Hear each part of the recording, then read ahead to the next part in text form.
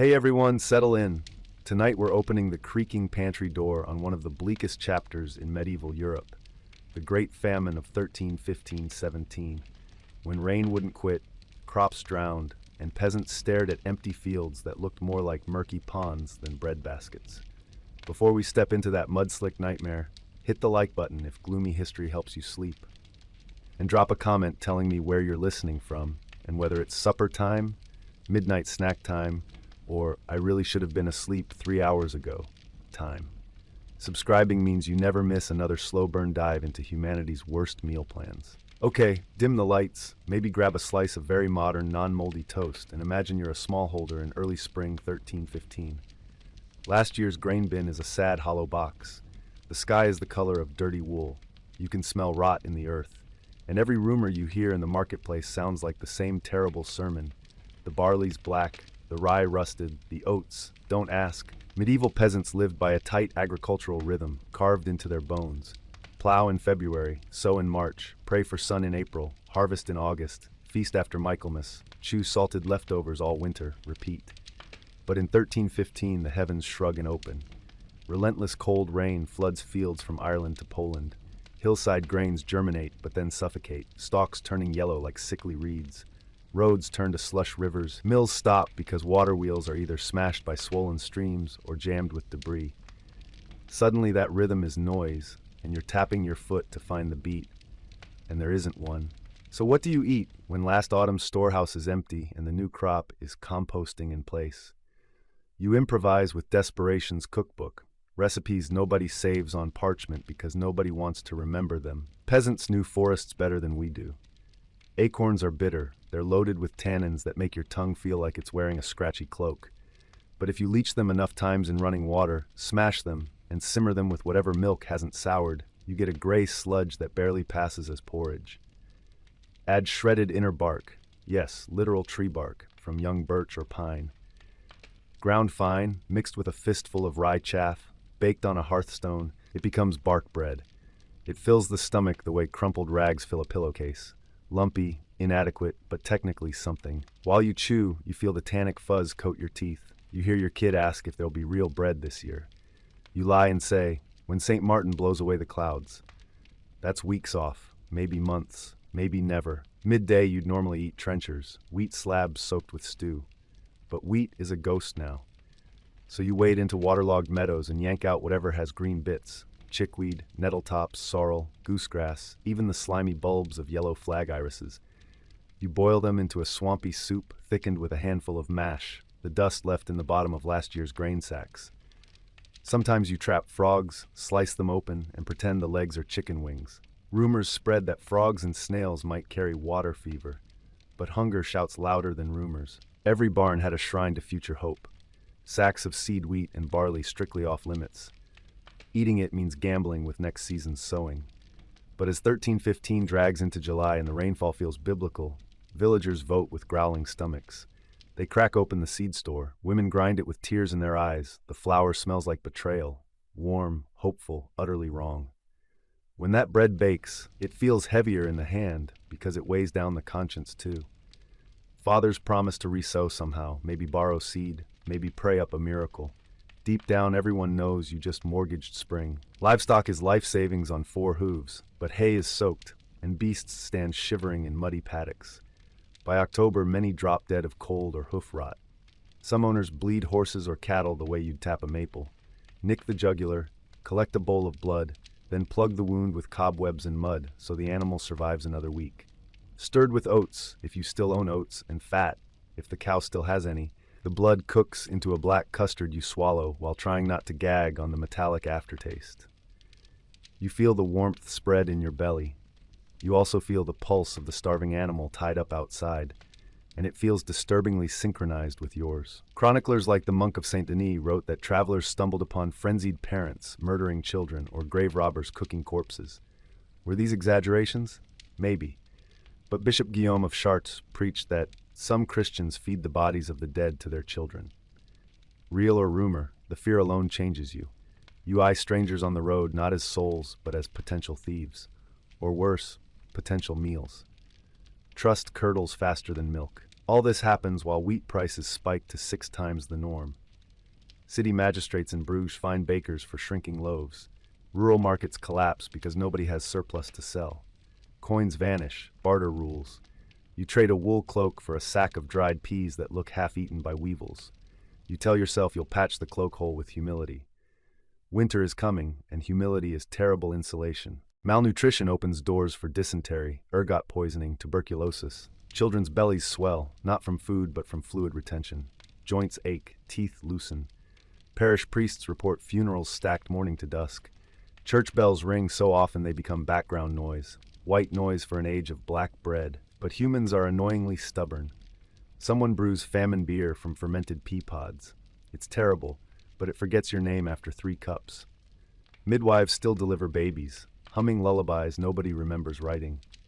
A wandering minstrel trades a song for a bowl of nettle stew. His tune about a sunlit harvest 9 years ago makes everyone cry, which almost feels like therapy. At night, by the hearth, you tell ghost stories about will-o'-the wisps leading the righteous to hidden grain caches. Maybe tomorrow, you'll follow a flicker in the bog, just in case. By spring 1316, cold rain again. Chroniclers call it salt moisture because it stings the eyes like tears. Fields sprout, then drown. More bark bread, more seed eating. In 1317, the clouds finally break, but the soil is exhausted, and so are you. Recovery takes years. Some regions never restock their herds. But the memory endures, seared into peasant folklore. Don't trust a warm April. Store double, pray harder. And that, friends, is the table we'll sit at for the next 6 parts. We'll break down how monasteries rationed fish, how nobles fared, spoiler, better but not great, how thieves formed bread gangs, and how one battered generation limped its way to the first glimmer of plenty. You trudge along a flooded cart track toward the local Benedictine Abbey because rumor says the brothers still have stores. Abbey walls loom like a promise wrapped in stone. Charity lives inside, at least on parchment. Monks meet you in the outer yard holding iron-bound tallies. They've become human abacuses, counting peas in bowls, weighing barley to the dram.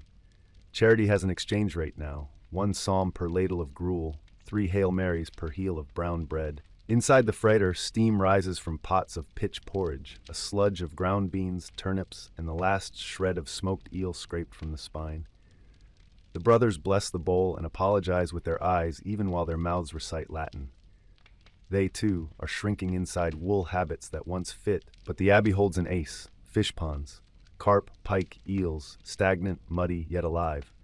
On fleshless days, the monks would normally savor them in onion sauce. Now ponds are ration banks. Each net haul is catalogued, salted on planks, and sealed behind locked doors. Word spreads, and soon starving layfolk, their faith bent by hunger, creep at night with sacks and crude hooks. The monks hire watchmen. Famine turns fish into silver. You score a single smoked eel, its eyes sunken like 2 black beads, in exchange for promising to weed the cloister garden for a week. You can already feel blight living in that soil, but a contract's a contract. You tuck the eel in your cloak and hurry home through mist that smells of wet straw and rot. You can't help gawking at the manor house you pass. Last year, its windows glowed each night with a feast day shine. Today, only 1 upstairs chamber flickers. Inside, the Lord spreads trenchers thinner than before, his cellarer pacing like an anxious accountant. Salted venison is down to its final barrel. The falcons haven't caught game in weeks because storms ground them. The noble's daughter, who once complained if her feast dress smelled faintly of hearth smoke, now chews bean bread with a stiff jaw, trying to pretend it tastes like wheat. Yet the manor still exerts gravity. Desperate tenants orbit it, hoping crumbs fall. The Lord issues scrips, vouchers promising payment in grain once the harvest returns. They stack like leaves but spend like wishes. Peasants sign anyway. Starvation is the most persuasive notary. Servants whisper that last week the kitchens boiled the bones of draught horses after nightfall, lest visiting squires notice.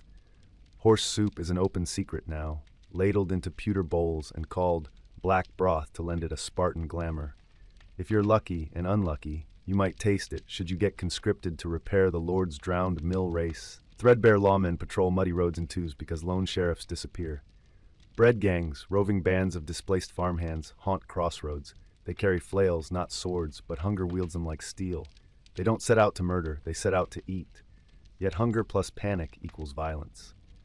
When they ambush a grain cart, 1 panicked horse lashes out. A wheel snaps, a driver falls, a skull cracks.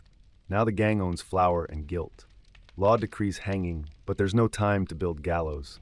Corpses would attract dogs and, worse, hungry people. Village reeves improvise punishments. Offenders stand in the stocks in pouring rain for 3 days, forced to recite the Lord's Prayer while receiving no bread at all.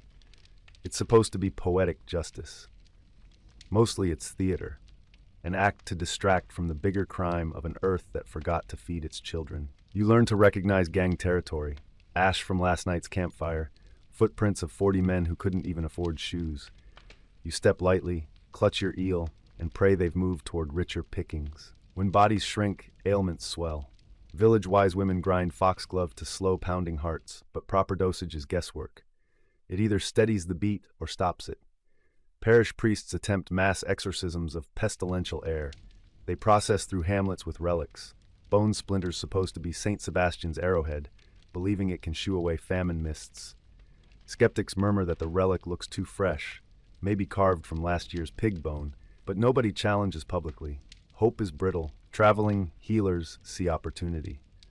One sells a tonic of stale ale mixed with boiled willow bark, claiming it waters the hunger so it flowers into strength.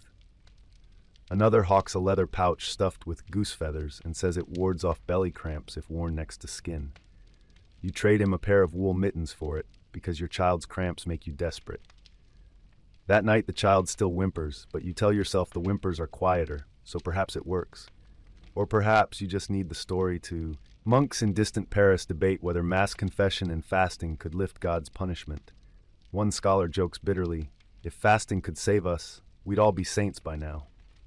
The joke circles Europe like a blackbird and lands in your village months later, stripped of humor, leaving only feathered despair. By midsummer 1316, some clever devils perfect charcoal bread.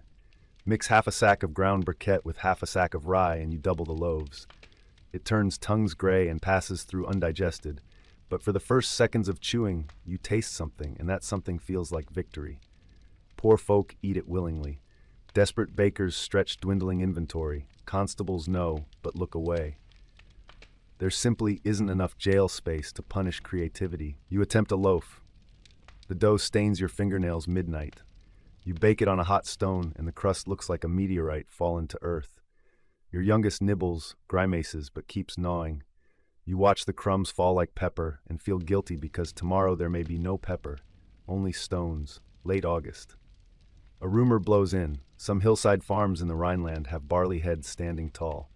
People load carts, trek hundreds of miles, and on arrival find fields stunted or already confiscated by local lords. Yet the rumor itself nourishes. Hope is a psychological calorie.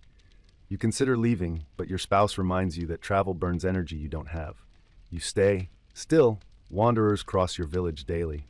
A ragged couple from Flanders trades Flemish linen, once worth silver, for 2 handfuls of oats. A Breton sailor far inland sells shell beads for nettle soup.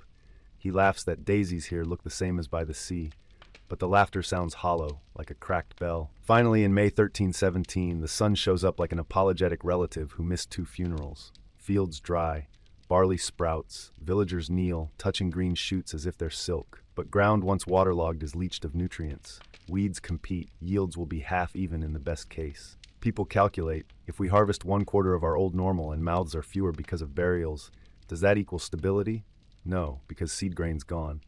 Borrowing begins. Interest is measured in sacks of flour due next year. A usurer from the nearest town writes contracts so tight you can feel them throttling the future. Yet there's cheering at the first loaf of honest bread. It smells yeasty, not tannic. It is heavy, not with guilt but with real calories. You cry because you forgot bread could smell like dawn instead of doom. When children play again, their games are different. No longer knights and dragons, now they play beggar and reeve. One child crouching with a bowl, another measuring imaginary grain. Songs shift lyrics. Where once they praised golden wheat, now they warn, don't eat tomorrow today. Famine rebrands folklore.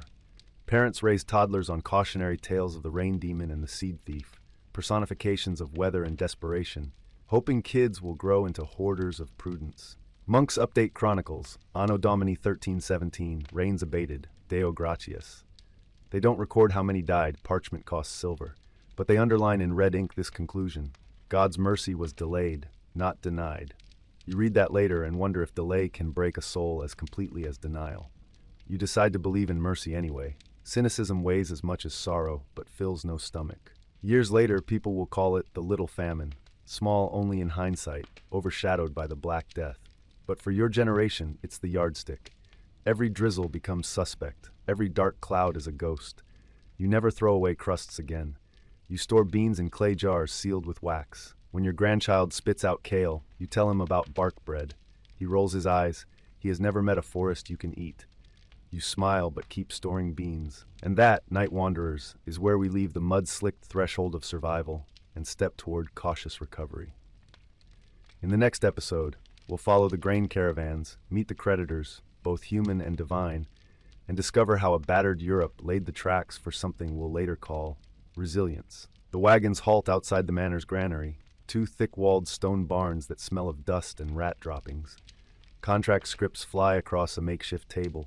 Terms, weights, tariffs, the Lord's tithe, the church's tenth, the crown's levy, the captain's road fee. Each nibble nicks away at the mountain of rye until it's a respectable hillock. The notary's quill squeaks louder than the peasant's stomachs. You stand with your neighbors in a line that curls like a serpent around the yard. One by one, families step forward to trade coin, cloth, or future labor for a measure of grain. The steward weighs each purchase on iron scales, stones clacking like judges' gavels. Several people hand over wedding goblets, silver buckles, heirloom knives. Value is a fluid thing. Today it flows toward bellies. When your turn comes, the steward lifts your barter, two homespun blankets you've kept dry all summer. He frowns at the thin weave but nods. A scoop of rye slides into your sack, heavy enough to bow your shoulder. You exhale, and for an instant the night frost smells less like metal and more like morning porridge. But behind you, a hunched old woman offers 3 hen's eggs, hairline cracked from the jostling. The steward shakes his head. She pleads. He wavers. The merchant at the table barks about time. In the end she leaves empty-handed, whispering prayers that sound suspiciously like curses. Such is the etiquette of desperation. Polite until it isn't. Orderly until the scales tip. Before dawn even bleeds into the horizon, rumors outrun the convoy. Some say that 20 miles north a rival baron plans an ambush, hungry for tolls. Others insist the king's reeves will requisition half the load for the army bulking on the Scottish border. The merchants, seasoned cart captains with scars like rough cartography, know the greatest thieves ride horses, not high roads. Moneylenders. 7 days after the convoy, parchment bandits arrive, town factors wielding ledgers the size of tombstones. They tally every grain barrel, then present the lord with a neat column of debts. License fees for unloading at his demesne, arrears on last year's salt levy, interest on the manor's war contribution. The final sum is a small fortune. The lord haggles, loses, and signs. He must recoup somewhere. Guess where? Tenants' rents. That night, the village reeve posts new dues on the church door. Groans echo like ghosts leaving. Some tenants pack what little they have and depart under the stars, hoping a different fief will charge less sin. You stay, rooted more by exhaustion than loyalty, clutching your sack of grain like a newborn. Inside your hut, the hearth is cold. Fuel became luxury after endless rain rotted woodpiles. Now villagers practice strange bread chemistry. Flour, any, even rye robbed of half its bran, is mixed with alder bark powder for body. The dough is kneaded atop a stone warmed in the coals, then in a trick borrowed from monastery kitchens, it's placed in an upturned iron pot, whose rim is sealed with mud. Hot embers heap around the pot, and the mud gasket traps heat like a primitive Dutch oven. 20 minutes later, you crack open the pot and inhale a scent that's part char, part salvation. But the alchemy has another layer. You've leached the bark shreds in lime water overnight, hoping to drain the bitter tannins. Fail, and the loaf scours tongues raw. Succeed, and you've turned tree bark into calories. It's risk science, invented on an empty stomach. Some neighbors try frosting bread against the last frosts of winter.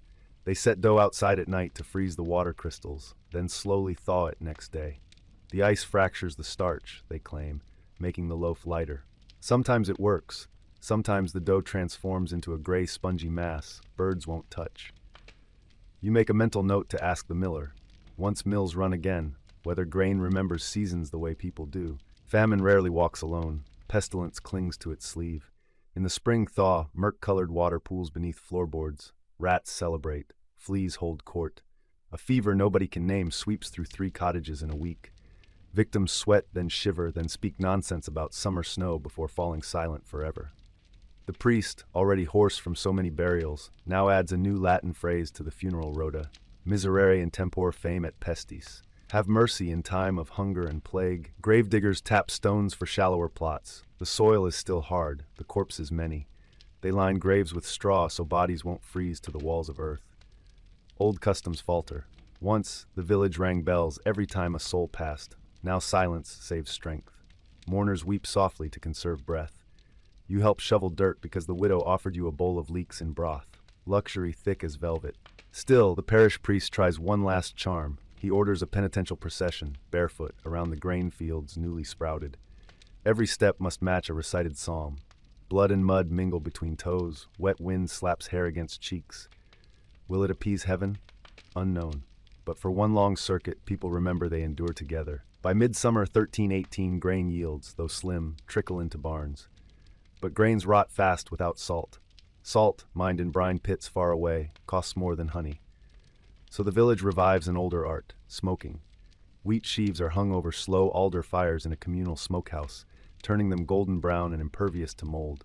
The process perfumes the air with a scent like toasted nuts. For days you find villagers inhaling deeply, eyes closed, drunk on the luxury of not smelling decay. To fund communal salt, the reeve levies a salvage tithe, 1 handful of grain per household. Some grumble, others point to smoking racks and shrug. Better a small sacrifice now than starving next snow. For once, civic math clicks. People pay. They have learned the price of withholding. Children born during the famine now toddle about, wobbling on matchstick legs. Midwives call them gaplings, after the gap in the harvest. Many suffer spring disease, scurvy from winters devoid of greens. Wise women crush nettles and goosegrass into a sour paste to smear on flatbread. Kids gag but heal. You sneak a taste and feel life spark behind your teeth. Games evolve again. Now gaplings play convoy, pulling carts made from ox skulls, negotiating imaginary tolls in pebble currency. If there's a lesson, it lodges silently. Scarcity shapes the rules before players learn them. Far away in Avignon, where the papacy glitters like a jewel on the Rhone, clerics pore over letters detailing Europe's hunger. They draft bulls urging princes to store grain, promising indulgences to those who donate bread to the poor. Some rulers comply, others see opportunity. Stockpile grain and prices soar. Commodity speculation is born on the bones of famine. King Edward II of England debates legislation limiting grain hoarding, but his barons scoff. Who will enforce? The king could if he weren't busy quelling revolt. Power sways, hunger carves fissures deeper than politics. Merchants in Lübeck finance massive cog ships to haul Baltic rye southward. They call it charity. They charge triple. Still, southern towns pay because empty stomachs outvote outrage. By 1319, the rain pattern finally resembles an ordinary bad joke instead of a cosmic punishment. Harvest numbers creep upward. Yet something odd happens. People store more than they eat. Barn lofts fill, diets remain thin. It's as if trauma sprouted farmers into squirrels. Even the manor lord eats porridge 3 days a week to pad reserves. Feast culture slims, Lent cuisine becomes year-round austerity. Chronicles soon note fewer weddings during famine years. Dowries dried up, but when prosperity tiptoes back, marriage markets erupt. Relationships forged under hunger's shadow now seek legitimate blessing. The village green hosts week-long nuptials fueled by, imagine, actual wheat bread thick with honey. Children born next year will never taste charcoal loaves. You attend such a wedding and feel history tilt. Those who survived become carriers of caution. Whenever laughter peaks, someone quietly checks the sky for storm clouds. Remember those scripts tenants signed? Creditors arrive, parchment in hand. Families who can't repay in grain must surrender livestock. Some barter teenage sons into long-term labor with distant monasteries. A few flee at night, debts chasing like hounds. Local jurists establish famine courts to arbitrate the chaos. Verdicts range from lenient forgiveness to confiscation of cottages. One evening you meet the steward in the alehouse. He confesses the Lord himself is deep in debt to Lombard bankers. Everyone, it seems, mortgaged tomorrow. An uneasy truce forms. If creditors seize everything, who will pay them next year? So they accept smaller installments, like vultures agreeing to ration carrion. Late one afternoon, you climb a grassy ridge overlooking the valley. Autumn's sun paints the stubble fields bronze. You can trace the famine's story across that valley. Empty crofts where whole families perished, new barns built twice as tall, smoke-gray graves on the church knoll, and beyond, the faint ribbon of the highway where grain wagons still creep, now half full but still guarded. A thought arrives. Survival is not triumph, it's tenancy. You pay rent to life in daily vigilance. Yet birds quarrel over oat seeds in the stubble as if hunger were a rumor. Their fearless chirping makes you smile, nature's oblivious optimism. You pocket a pebble from the ridge, smooth and cold. A reminder, stone endures what flesh records. So ends tonight's chapter of Europe's coldest, wettest nightmare, at least on this side of the ridge. In the next segment, we'll descend into city walls where famine created new professions, corpse searchers, rat butchers, and hope scribes who forged miracle certificates for a price. You won't want to miss the racket. If your eyelids droop heavier than a grain sack, yield to them. Let the crackle of imaginary rye loaves settle you into dreams. But if your mind still buzzes like a tavern full of rumors, help our modern village grow. Click subscribe, ring the bell, and share in the comments which makeshift famine recipe. Bark bread, lime-washed nettles, or smoked grain, you dare to try. I read every line while steeping my own nettle tea. Silk-hooded figures stalk the streets at dawn, each carrying a white stick tipped with brass. They knock on shutters in a code everyone understands. 1 rap, deliver us your dead. 2 raps, show us who coughs blood. The guild charter calls them quaesitores, but everyone else says corpse searcher. Once, parish beadles performed that duty, but too many died in the first pestilential wave. Now widowers, failed apprentices, and at least one disgraced canon walk the beat for coppers. You trail a pair through a crooked lane where laundry lines droop like surrender flags. They pause at a buckled doorway. From within drifts the stench of sour milk and decay. A woman emerges, face hard as broomcorn. She points to the house's rear, then swallows a sob. The searchers enter and soon return bearing a bundle on a ladder sled, cloth swaddling what used to be her husband. Formalities follow. She must pay a removal fee, 2 pfennigs if the corpse is fresh, 4 if advanced. Freshness is judged by fly hatchlings, not pity. She counts coins with trembling fingers. A signed parchment records the debt if she falls short. Interest compounds weekly. Death, always a certitude, now issues receipts. Afterward, neighbors creep from hiding to scavenge. A chipped ladle, a half loaf gone green but salvageable, a pair of boots minus soles. Grief dilutes quickly when want is strong. You feel guilty recording these details, yet you keep watching because history spares no one who looks away. Turn the corner into Fishmonger's Row, ironically rat-dominated since river halls shrank. Here, stalls of latticed wicker display rows of skinned rodents neatly trussed like miniature hares. A sign in charcoal letters proclaims, "Fat marsh-grown rat, cleaned, bled, singed, 6 for a denier." The rat butcher, sleeves rolled, guts another specimen with surgeon's grace. He salts the pelt to sell to hatters, fur fillers for winter caps. Nothing wasted. Why rats? They eat granary remnants humans deem too foul, converting filth back into meat, a grim closed-loop ecology. Customers queue. An old monk who mutters a reluctant blessing before paying, a pregnant woman bold enough to haggle, 2 stable boys seeking skins for slingshot practice. They'll trade the flesh to taverns for ale. A physician in a felt cap stops to lecture on rat benefit. High in warm humors, he claims, perfect for patients chilled by fever. You recall your own physician back home recommending nettle paste for scurvy. Medicine, too, learns new languages during famine, every dialect spoken in the accent of necessity. Yet the rat butcher's most lucrative sideline is plague insurance.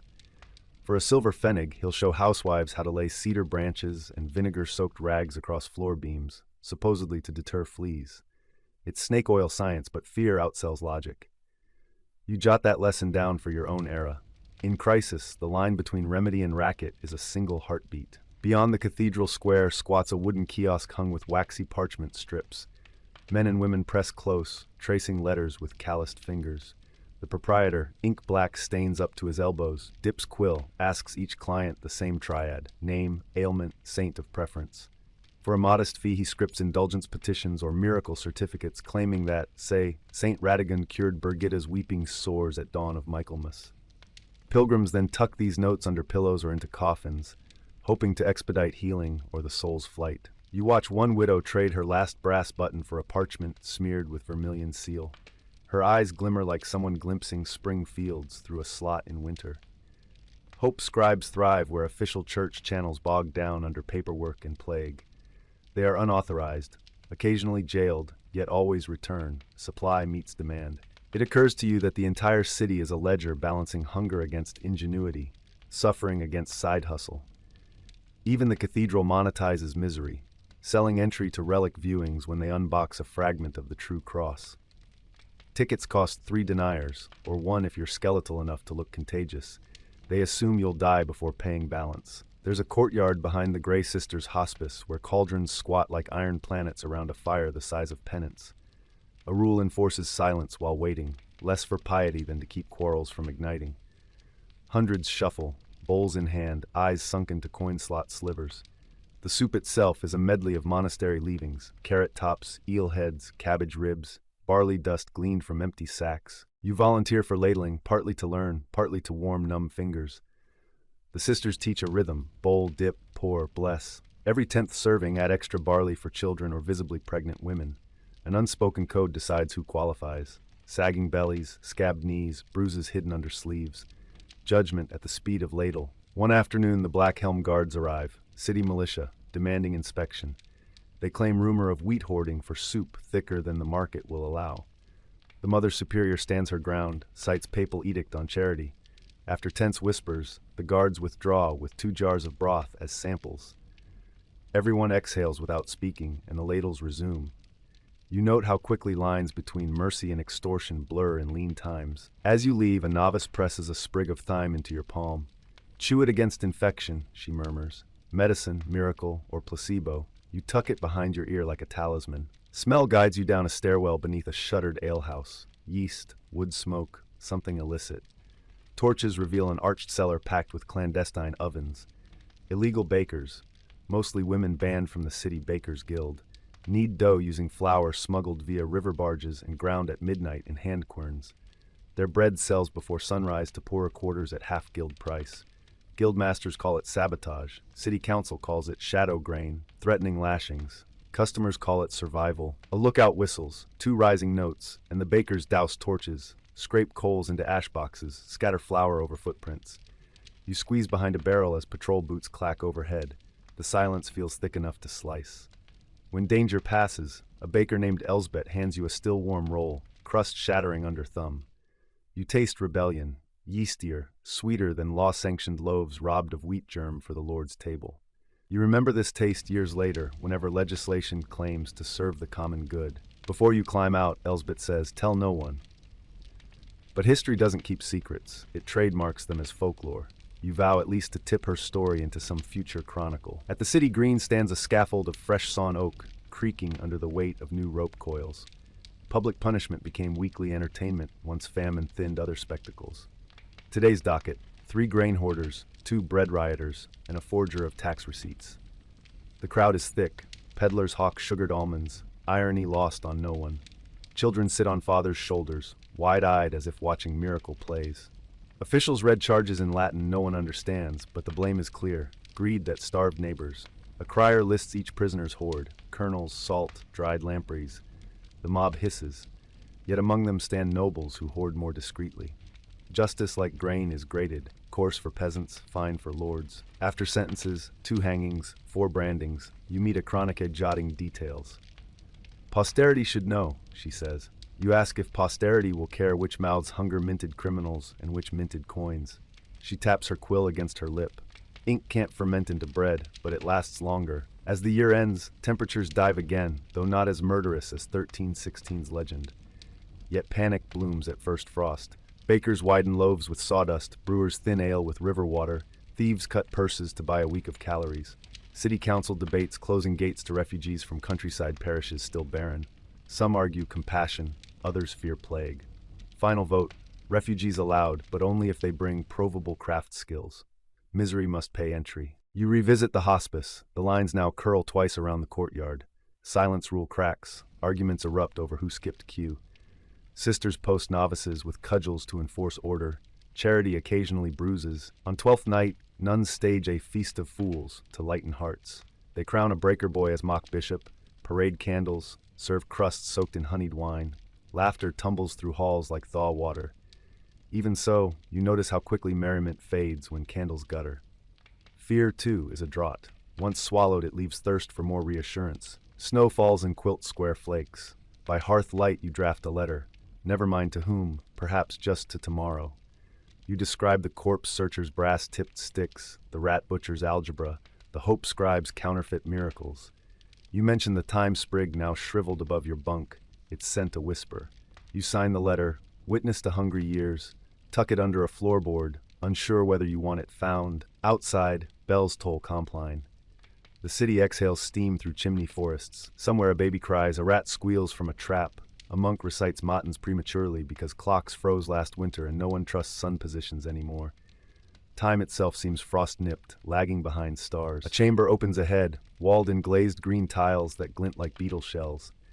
4 braziers blaze at the corners, each filled not with coal but with heaped resinous herbs, rosemary, lavender, crushed juniper. The gaoler calls this stretch the courtesy corridor. Torture, it seems, is staged like theater. The victim's senses are first flooded with pleasing scent to lull the mind, to make the next chambers reek of scorched horn and bile that much sharper. Perfume as psychological fulcrum. Copper pipes snake across the ceiling, venting fumes toward hidden flues. Somewhere above ground, perfumers labor to keep this corridor stocked. You imagine their workshop, apothecary jugs clinking, petals mounded on linen, unaware, or pointedly unconcerned, that their craft becomes prologue to screams. Commerce weaves through cruelty as silk threads through chainmail. At the corridor's center stands a pedestal supporting a polished brass bowl. The gaoler tilts it so candlelight reveals flecks like black pepper. Powdered lavender blossoms, he explains. We make prisoners inhale deeply. A custom from Provence, they say, clears phlegm, also teaches them that pleasant is transient. His tone is too casual. You sense rehearsed pride, as if offering a culinary tour. Every dungeon, you realize, markets its specialization. Beyond the scented corridor, the walls narrow again, then flare into a stone-ribbed rotunda. At the center, a single pillar supports a wooden wheel rigged with leather straps. Yet the room's true weapon is not visible. Acoustics. A slightest whisper at the wheel is flung upward, ricochets along the dome, and flutters against gallery slits high overhead. There unseen nobles once gathered, sipping spiced wine while eavesdropping on epics of pain.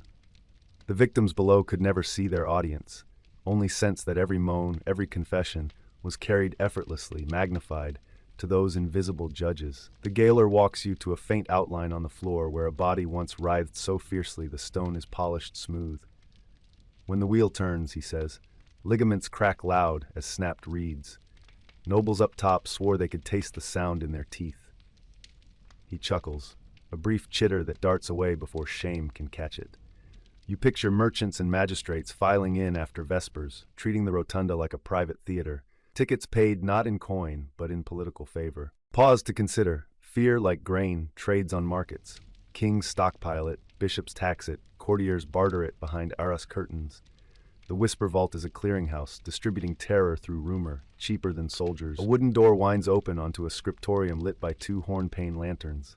Here, clerks sit at slanted desks, notating each interrogation in tidy chancery hand.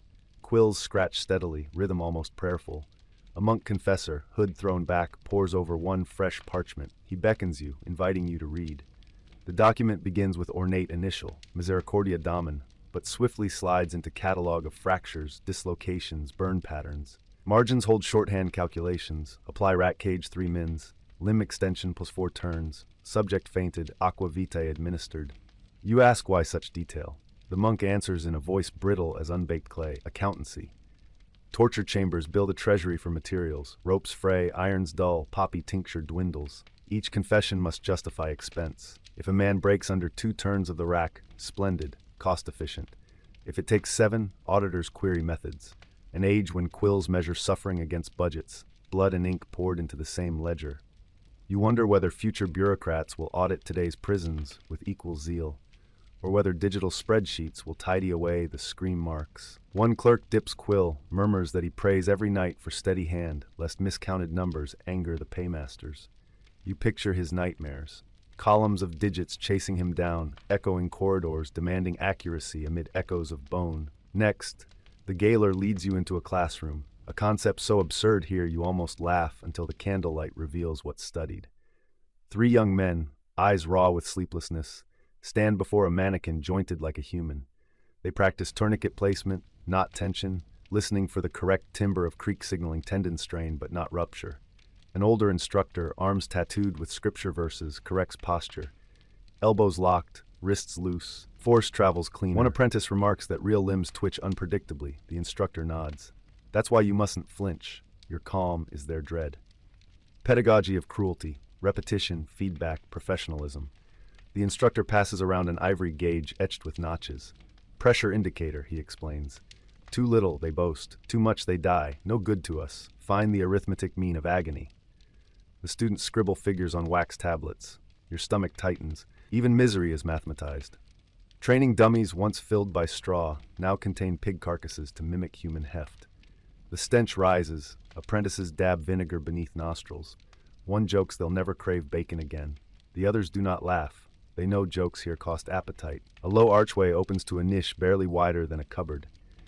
Inside, benches line the wall and candles burn before a single relic, a finger bone encased in crystal said to belong to Saint Zita, patroness of servants.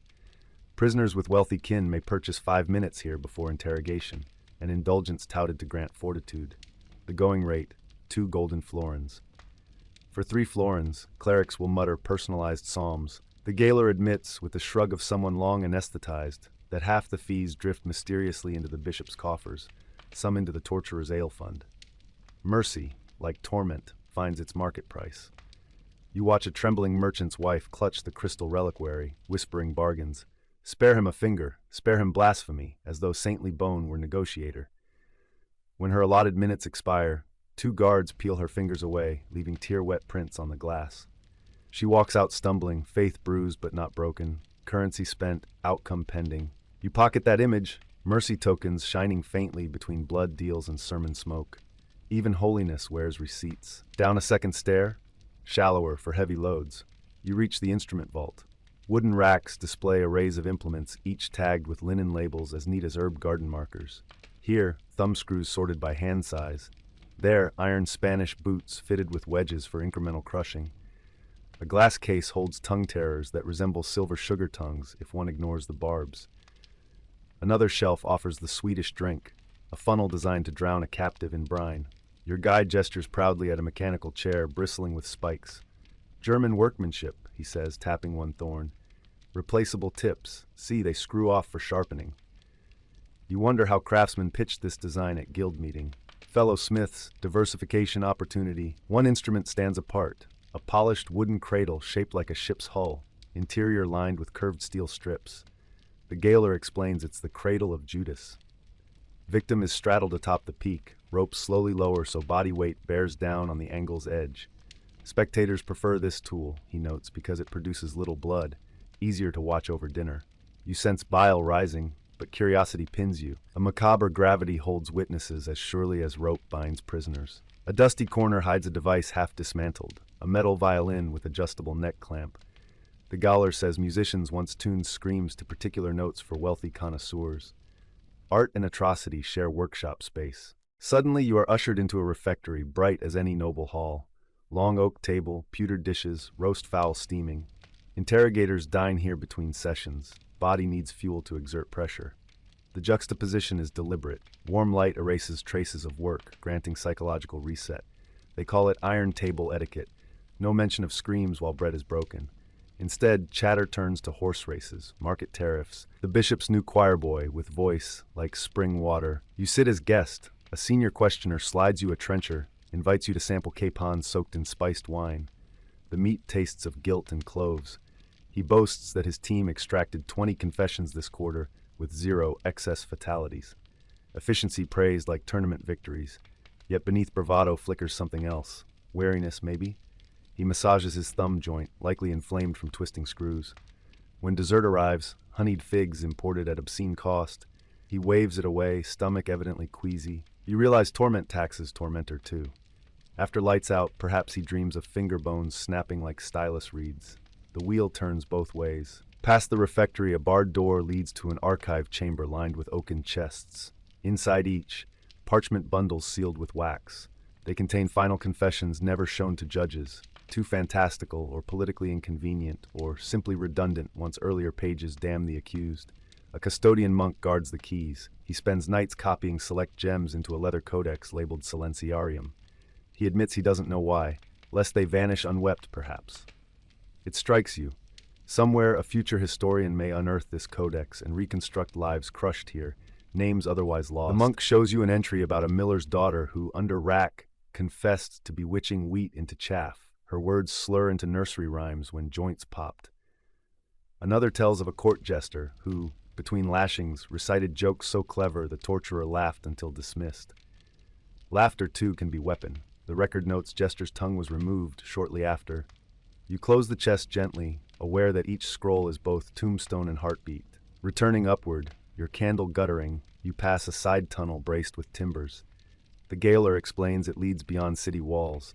Bodies unfit even for potter's fields are dumped there after nightfall. Wild dogs patrol the brush. Sometimes bones surface when river floods.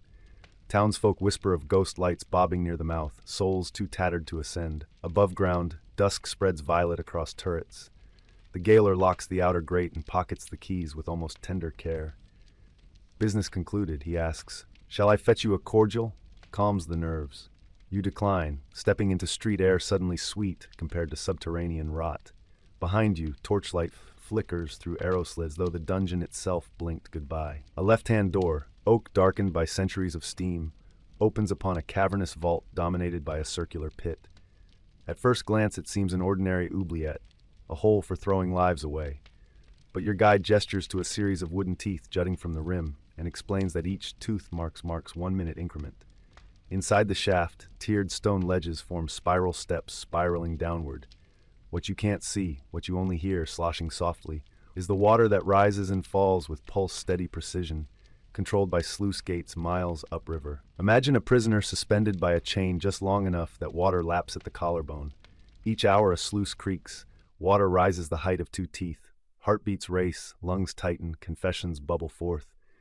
If the testimony pleases, the wheel reverses. Water retreats, victim breathes again. Should the story falter, the river gives no mercy. The technique is called l'oubli mécanique, mechanized forgetting. More economical than manual labor, the gaoler notes proudly. The river does most of the persuading. Costs us only grease for gears. Your candle guttering in damp air, you stare at green reflections rippling on the pit's slick walls, and picture those reflections flickering across wide eyes too afraid to blink. Dampness soaks your boots. The gaoler warns that even spectators risk lung fever if they linger. Terror, you realize, makes its own weather. Chill clammy as November, yet sweat trickles between your shoulder blades. From the oubliette you descend a corkscrew stair that burrows into bedrock, straight into a vault filled with clay amphorae stacked like hive cells. This is the apothecary catacomb, where tonics are brewed to bend pain without quite breaking flesh. Shelves groan under jars of mandrake, henbane, ground stag antler, pulped leeches suspended in vinegar. You spot an unlabeled bottle containing what looks like liquid sunrise, golden, opalescent. The resident physicist smiles thinly. That, good traveler, is aqua lucida, distilled sunrise itself, or so the archbishop claims. In truth, it's a decoction of saffron, honey, and powdered pearls, poured down a patient's throat to keep vocal cords supple through prolonged screams. Here cruelty masquerades as care. The physicist maintains meticulous records, dosage, pulse rate, decibel level of outcry. Larger shouts win favor, loud victims inspire fear in guards, encouraging caution in the next round. Data becomes leverage. Torture modernizes beneath vaulted ribs of age-old stone. Pinned to a pillar hangs a parchment wheel, the zodiac of suffering. Under Capricorn, the note reads, "Bones brittle, avoid leverage methods." Under Cancer, fluids plentiful, prefer water torments. Astrology and anatomy blend in cynical alchemy. You realize even stars are conscripted into this bureaucracy of agony, their constellations twisted into footnotes. One assistant mortars seeds in a basalt bowl, humming a hymn off-key. She tells you prisoners sometimes beg for these draughts. They promise oblivion quicker than recantation. Charity tangled with spite. To grant the potion is to shorten torment, but also to rob the court of spectacle. Decisions pivot on politics invisible to the man on the rack. A corridor lined with goatskin drums to a chamber that looks impossibly like a music studio. Lutes lean in corners, organ pipes stretch toward a mold-flecked ceiling, and a wooden frame supports what appears to be a harp of human bones. Meet the soundsmiths, minstrels in service to intimidation. Their charge, craft auditory backdrops that prime captives' nerves before steel ever touches skin. One artisan demonstrates a dissonance wheel. spokes of varied length strung with gut strings, spun by foot pedal. As it whirs, notes clash into howls that stir gooseflesh. Another musician strikes a metal plate over a hollow chamber. The echo mimics distant thunder, convincing prisoners the heavens themselves protest. Recorders chirp bird calls backward. Bells tuned to quarter tones evoke funeral processions just out of sight. Why such theatrics? Fear grows in darkness, but it sprouts faster when fertilized by suggestion. A captive hearing phantom chanting may suspect demons. Suspicion snowballs into confession, saving the torturer elbow grease. Efficiency again. Fewer broken tools, fewer broken staff. Yet art unwittingly preserves humanity. These musicians pour devotion into their craft, albeit warped.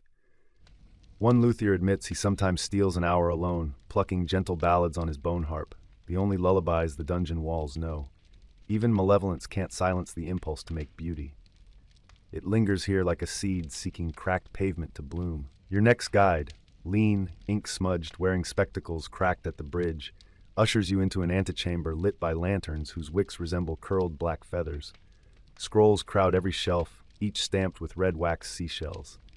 This is the Bureau of Reversals, where lawyers and clergy adjudicate petitions for mercy. Stacked on one desk, confessions retracted, pleas of innocence, letters from foreign princes offering ransoms. A scribe unfurls a document edged with gold thread. A duke's confession of treason delivered under moderate persuasion. Now the duke claims error, citing delirium. The scribe must calculate whether releasing him would cost the crown less coin than prolonged imprisonment. The formula sprawls across ACUS beads, upkeep expenses, ransom potential, political loyalty coefficients. You watch beads click, each representing months of a human life. In a corner, two praetor monks debate the weight of perjury under pain versus perjury for profit. They reference Aquinas, then pivot to commodity prices for salt and alum. Everything folds into spreadsheets of the era, wax tablets scored until edges fray. You ask whether genuine innocence figures into equations. The bespectacled clerk shrugs. Truth is concept, cost is measurable. His quill returns to tallying. Here, then, is the dungeon's hidden engine. Not cruelty, but arithmetic. Steel instruments are loud, but ledgers decide who bleeds and who breakfasts under open sky. The gaoler from earlier re-enters briefly to drop off a purse, profits from last night's gallery attendance. Coins clink. Clerk notes them under auxiliary revenue. You think of stock market centuries hence, trading futures on suffering. Perhaps they already exist. Above this calculus hall stretches a narrow passage, whose walls are fitted with small grates, all barred, each opening onto cells no longer in active use. They call this stretch the antechamber of echoes. Visitors, and we by default, must traverse it to reach the exit stair. Through each grate, voices from earlier eras rise. They are not ghosts, though legend says otherwise. They are survivors, kept alive, half forgotten for reference. The court may summon them to confirm that their torturers exercised prudence. Living evidence archived like dusty law books. One voice, raspy ancient, croaks a prayer for rain. Another recites a childhood rhyme in a dialect dead these 200 years. A third simply weeps whenever footsteps pass. Guards feed them gruel, change straw twice a month. Why not free them? The clerk explained, release jeopardizes secrecy. Witnesses might speak. Better to let them fade here while official records list them as deceased long ago. Standing before one grate, candle trembling, you lock eyes with a woman whose age you cannot guess. She could be 40, could be 100. Her gaze holds neither accusation nor plea, only vacancy, a mirror reflecting all that passes and forgets. Your throat tightens, you want to speak comfort, but language falters where time collapses. To our watchers who've reached this point, breathe. Let the air in your room remind you you're not trapped behind iron lattice. If this moment unsettles, press like, not for vanity, but to signal endurance, solidarity with those who witness unpleasant truths. Comment section is our refuge. Tell me which voice in the passage would echo longest in your memory. At corridor's end, a stout door reveals the night marshal's office, a sanctum lined with hourglasses. Each glass tracks a prisoner's ordeal. Flip occurs whenever method changes. The marshal documents everything on vellum scrolls bound with black ribbon. Temperature, moon phase, the exact ratio of barley to horsehair and flogging whips. He shows you his pride, a silent trumpet, a silver horn with muffled bell used to signal between chambers without waking upper city residents. One puff, felt as air shift rather than heard, summons physicus. 2 puffs request cleric, 3 reverse water wheels. The marshal believes himself guardian of order. He polishes the trumpet nightly, claims noise management is courtesy to townsfolk. Pain should not disturb commerce, he states. His logic rings chilling but meticulous. If screams leak above ground, markets panic, wheat prices soar, rumor breeds revolt. Thus, controlling acoustics becomes political stabilizer. He invites you to flip an hourglass. Ritual for guests. Sand begins its descent. Somewhere a prisoner's timeline adjusts to your hand. The responsibility hums through your bones. In that moment you sense how tyranny's weight disperses. Grains falling one by one, too light to notice until dune forms. Before final ascent, you detour into a low-beamed annex where a lone candlemaker toils. Her table glows with molten tallow kept liquid by chafing dishes. She molds tapers of varying lengths, 30-minute candles for routine patrol, 10-minute stubs for quick inspections, 2-hour torches for extended interrogations. She dips a wick, pauses, and confesses she marks special candles with hidden swirls. 1 loop means show mercy, 2 means he has a child, 3 she sang psalms sweetly. Guards seldom notice, but when they do, they sometimes soften a blow. Resistance then flickers even here, disguised as artisan flourish. Light becomes a code, a plea. You wonder how many lives lengthened by mere minutes thanks to a swirl of wax. The candlemaker gifts you a taper etched with a single loop. For your dreaming, she says, may it burn safely. You tuck it away, palm wax still warm, thinking of how fragile but persistent kindness can be, a spark hidden in gloom. Crossing the threshold, you taste old hemp, sea salt, and the metallic tinge of bodies recently unchained. A vast hall opens before you, floorboards drumming underfoot, rafters black with soot from braziers banked against the cold. On raised platforms stand clerks in fur-lined caps, abacuses clicking as they jot columns of figures, weights, debts, dowries, blood fines. Each line corresponds to someone confined below or marched in from frontier wars. Overhead, wooden placards swing gently, painted with the device of whatever power currently claims a cut. Lion of the Crown, Lily of the Bishop, Serpent of the Merchant Guild. You watch a captain of archers stride up with a folded charter wax-sealed in blue. He places it on the scale beside a small pouch. A clerk slices open the seal, glances at 2 signatures, then pours silver groats atop the charter until the beam balances. Price for Sir Aemon, condemned but valuable, the clerk declares. Return him to the barracks by sext. With that, another man scrawls an order.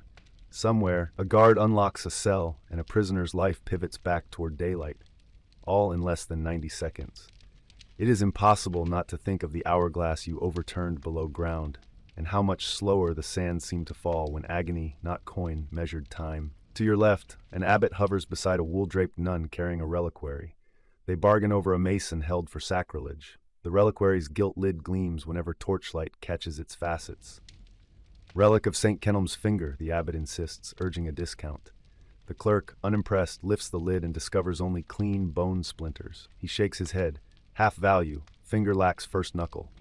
The nun reddens. A cartographer behind you snorts with laughter. And in that instant, you grasp the grim humor of this bazaar.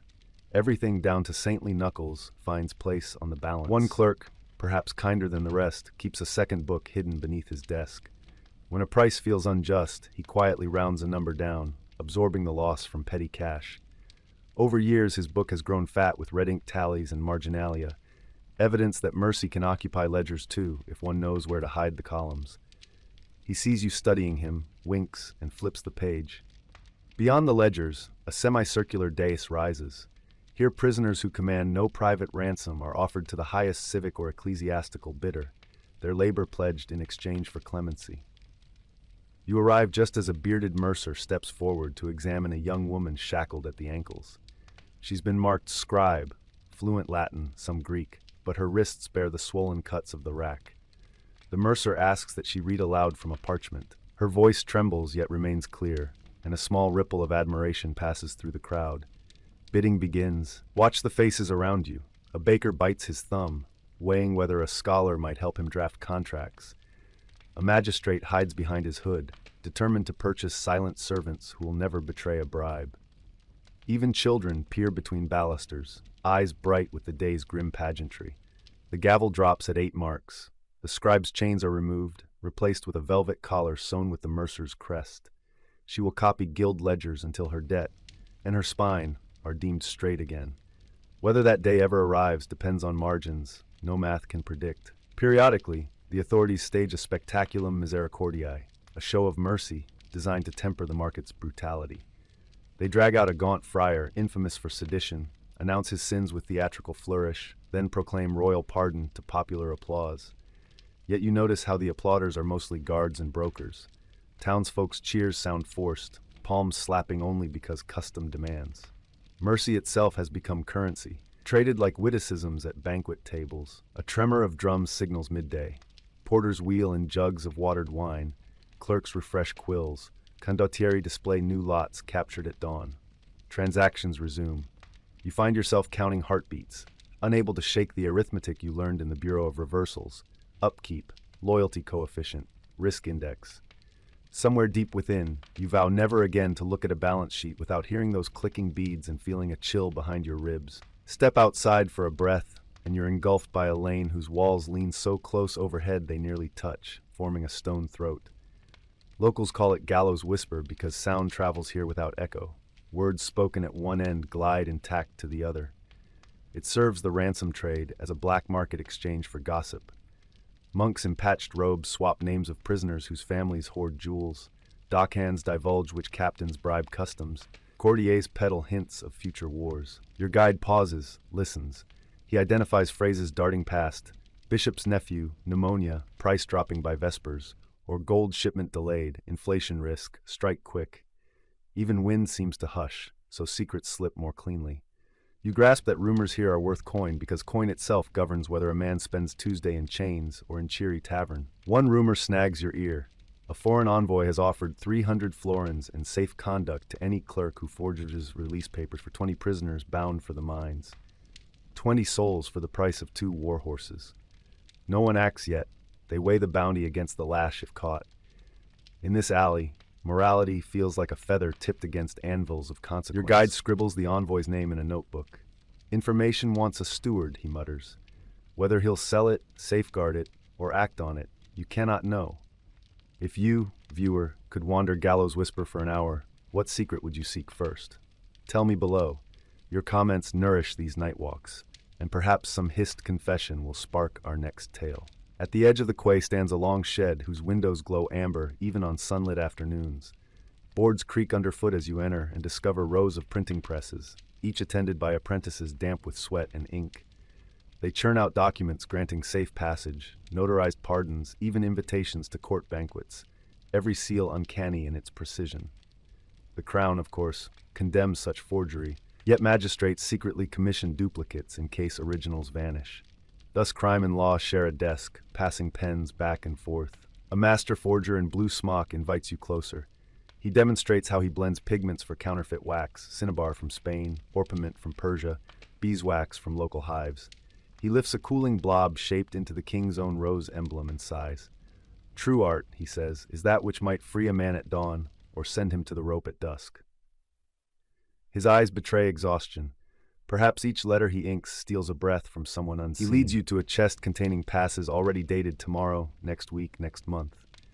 They are for emergencies, he claims, though emergencies seem constant. One bears the name of the scribe you saw sold an hour earlier. You ask whether she knows. He shrugs. If her owner's heart softens, the pass awaits. If not, the river will carry it away. And indeed, beyond the press room, a sluice sluices crumpled parchments into current, symbols of hopes expired. You pocket a shred stamped with incomplete crest, souvenir or evidence, you can't decide. The shred smells of lampblack and honeyed wax, the scent of a future half-formed. Night again. On the riverbank, a circle of officials gather around a brazier. Whenever negotiations fail and a captive's family refuses payment, the clerk sets an effigy aflame, threadbare tunic, stuffed with straw, marked by the prisoner's name. As the scarecrow burns, its ashes swirl into darkness, signaling to higher authorities that the account is closed. No more food, no more bargaining. For onlookers, it doubles as warning and entertainment. Children watch. Transfixed by sparks, you witness 3 effigies consigned to flame. The third carries a pilgrim's scallop shell. A woman beside you breathes. He journeyed holy miles. See how little they weigh against debt. She drops her gaze, slips away. Perhaps she knew him. Perhaps everyone here recognizes someone. A trumpeter, not the silent kind used below, blasts a single mournful note after each burning. Sound bounces off water and back, echoing until it thins to silence. You feel the ground of your own convictions shifting. Justice, mercy, commerce, faith. each exposed as overlapping circles on one scorched parchment. Your last stop sits atop a river tower where scribes finalize ledgers before dawn. One hands you a quill. "Balance this," he challenges, gesturing to a slate. 200 prisoners, 93 ransomed, 47 dead, 20 escaped, the rest pending. Income tallied, expenses subtracted, but a blank line awaits moral cost. Numbers fail. The weight of that emptiness slams harder than any cell door. You set down the quill unsatisfied. He nods. "Failure is universal," he implies. To banish the gloom, he shows you a cabinet of candles purchased from the dungeon artisan, the ones etched with loops of mercy. Each ledger clerk lights one when adding a name to the pending list, a private ritual acknowledging lives neither lost nor freed. Tonight, the cabinet is half empty. Take a moment, fellow traveler, and imagine standing beside that cabinet. Which looped candle would you ignite? Whose name would you hope it protects? Write it below. Let comments become candles in mightier cabinets, the digital kind our age commands. At last, dawn's first gold threads ripple across the river. Barges drift, gulls shriek, fishmongers set crates on stalls. Ordinary city life stirs, oblivious or willfully blind to all you have seen. Your guide escorts you to a footbridge, presses a token into your palm, a thin wooden disc stamped with the dungeon's seal, good for one free entry at any future date. "Some nightmares," he says, "require repeats before lessons take." You shudder, unsure whether you'll ever return, but you pocket the token, because stories like ledgers remain open unless you mark them closed. And perhaps, years hence, curiosity or duty will drag you back to these corridors of ledgers and whispers. For now, share this chronicle. Like, subscribe, sound the bell, so the next tale reaches you before the sand in our shared hourglass runs dry. In the comments, cast your vote. Should the hidden mercy clerk expand his red ink book or flee with forged papers? Your verdict could steer our next wandering. Until we descend again, may the candlemaker's loops guard your sleep, may ledger lines spare your name, and may dawn, when it finds you, weigh less than